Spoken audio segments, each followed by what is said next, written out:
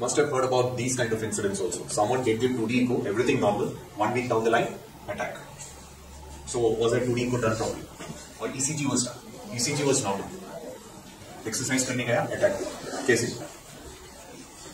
So what happens there? What does a resting ECG mean? A resting ECG, just imagine what is happening during a resting ECG. You are at rest, all the blood is available to your heart, right? Nothing is going to the limbs.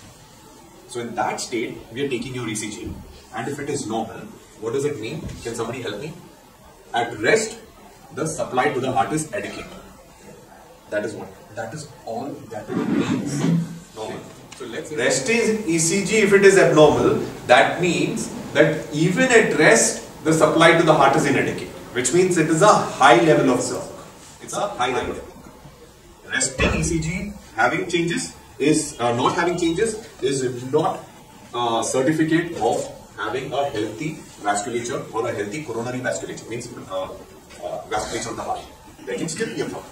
So if the resting ECG is normal and still people are having problems, what is done next? 2D echo. That is what is done next, right? 2D echo will also happen because again that 2D echo is done at rest.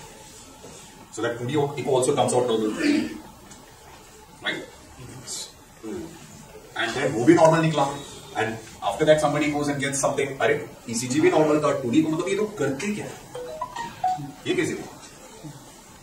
Right? That 2D echo being normal also. So what do we do on 2D echo? So let's say this is your heart.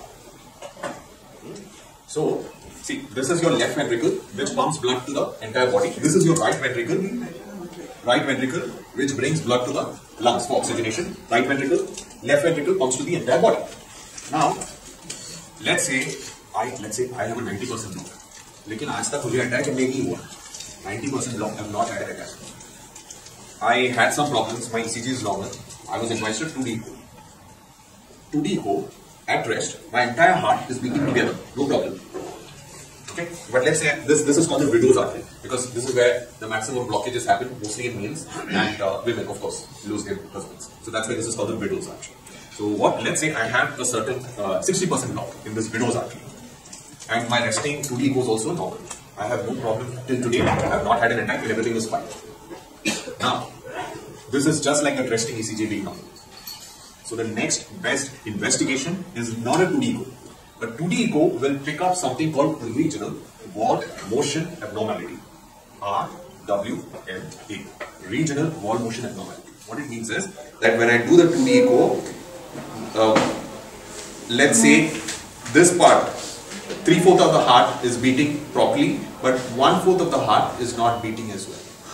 Okay, so that area that suffered the attack, that particular area, the musculature, has lost its blood supply and part of it has lost functionality. So it shows up on a 2D echo like this. The remaining area of the heart is beating normally, but that one area is not beating as well. When will that happen? Only if an attack has happened in the past. I am talking about resting 2D echo.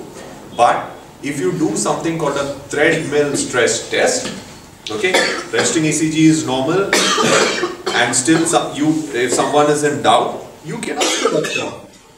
You can ask your doctor, doctor, can I do a treadmill stress test? So ideally, why doesn't the doctor suggest a treadmill stress test in the first instance? Correct. Good question.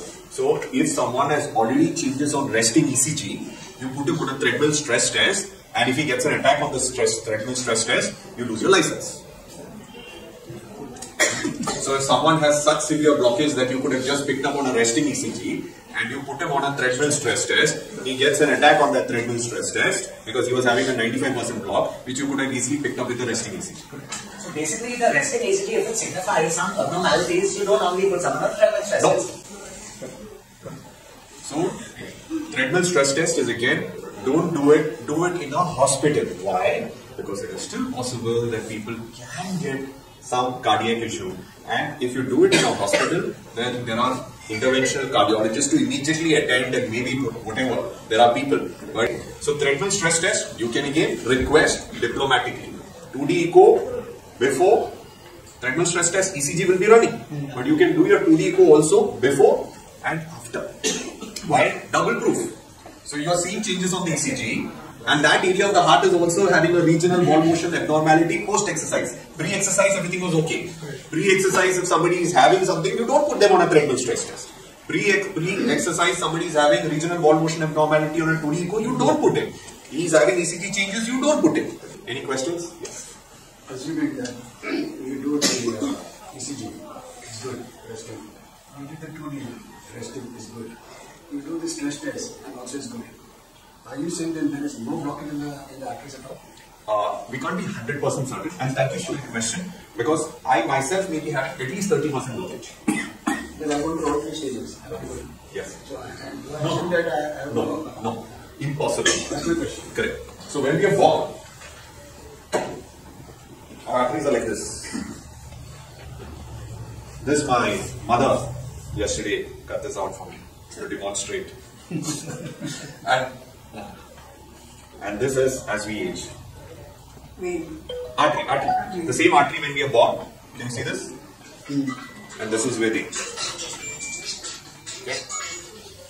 So this can be only picked up on a good. So if suppose you have done your treadmills, you have done your ECG, you have done your stress test, you have done your stress echo. So stress test is your regular ECG. When we add an echo to it, it is called stress echo. Okay. So let's say all it is normal, and you still have a doubt. Somebody is still having symptoms. There can be, things that are hidden that you cannot pick up. You will do a coronary CT angiography. Coronary CT. So you're not going to the angiography soon. It is just like a regular CT, low dose, just of this area, heart, where we are very suspicious that there is a blockage and an intervention will be required. We don't want to put people through that that extra CT, that extra CT scan, that radiation, the extra cost. We don't want to put people through that. But where the index of suspicion is low, which means, like I said, blockages will be there. But whether that blockage needs to be addressed or not. So when the index of suspicion is low, for an addressable blockage, you go with coronary CT angiography.